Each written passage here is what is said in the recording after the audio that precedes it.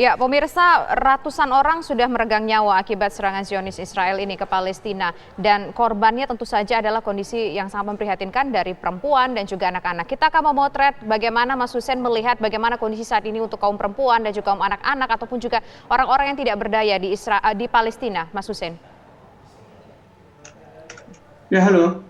Mas Jadi Hussein? saya pertama ingin update dulu data terbaru terkait korban di Gaza sejauh ini menurut lembaga resmi pemerintah lokal sudah mencapai korban terbunuh sudah mencapai 119 warga, Oke, bertanya. di mana 31 diantaranya anak-anak, 19 diantaranya wanita, dan korban luka mencapai 830. Ya, dan ini bertolak belakang dengan berbagai statement dari militer Israel yang mengatakan mereka hanya mentarget lokasi-lokasi milik para pejuang, karena pada faktanya di lapangan mereka benar-benar mentarget sipil. Bahkan tadi malam saya mendapat laporan dari teman saya di lapangan medis. Mereka mengatakan Israel kembali meluncurkan bom fosfor, tapi ini belum diklarifikasi lagi oleh pihak Kementerian Kesehatan Palestina. Namun sebagai informasi awal, mereka ada yang mengatakan bahwa kembali menggunakan bom fosfor di wilayah utara jalur Gaza dan menggunakan gas beracun dalam melakukan pembantaian keluarga Palestina yang mereka target. Baik, terima kasih banyak Mas Hussein langsung dari Gaza, Palestina sudah mengabarkan di Kabar Petang.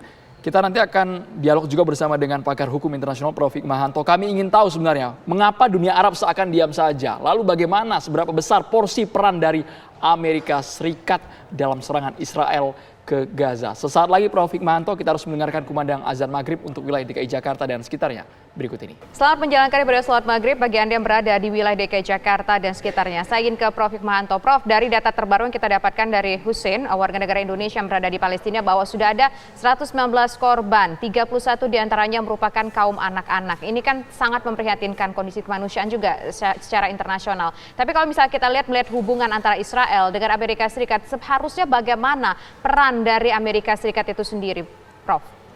Ya, yang pasti adalah Amerika Serikat adalah kunci dari segala hal yang berkaitan dengan penindasan oleh negara Israel terhadap Palestina. Kenapa saya katakan kunci? Karena Amerika Serikat bisa berperan sangat besar.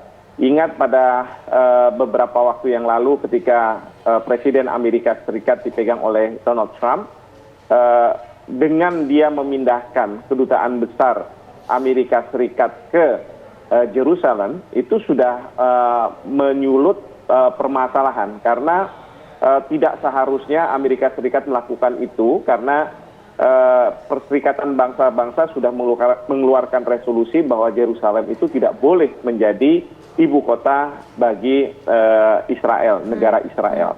Nah, sekarang ini yang kita harap sebenarnya Amerika Serikat akan melakukan pengutukan terhadap yang dilakukan Israel. Tetapi ternyata di Dewan Keamanan PBB ada deklarasi yang dimunculkan oleh Tunisia dan Norwegia terkait dengan pengutukan semua pihak sebenarnya dan minta agar semua pihak untuk menghentikan segala bentuk kekerasan. Ternyata diblok oleh Amerika Serikat.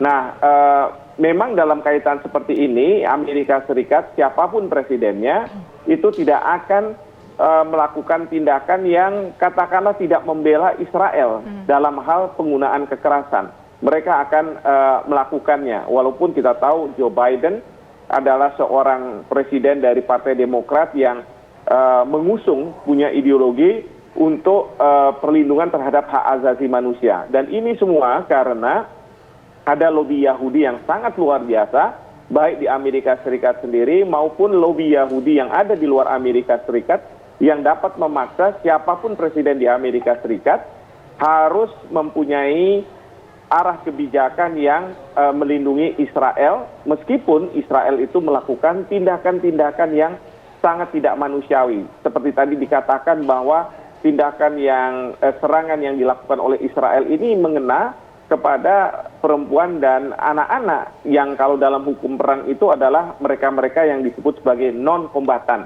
Nah, kalau mereka ini sebenarnya tidak melakukan serangan yang diskriminatif, memilah-milah, maka ini bisa dianggap sebagai sebenarnya terorisme. Tetapi kita lihat Amerika Serikat tidak bergeming dan tetap mengatakan bahwa Israel punya hak untuk membela dirinya sebagai sebuah negara.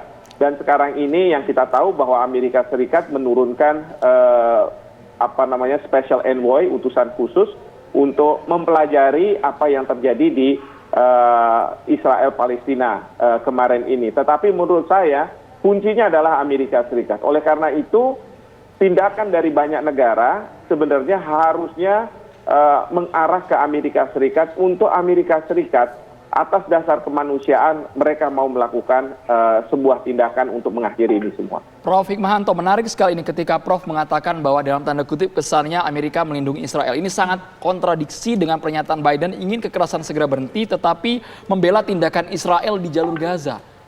Bagaimana ini Prof, analisanya Prof?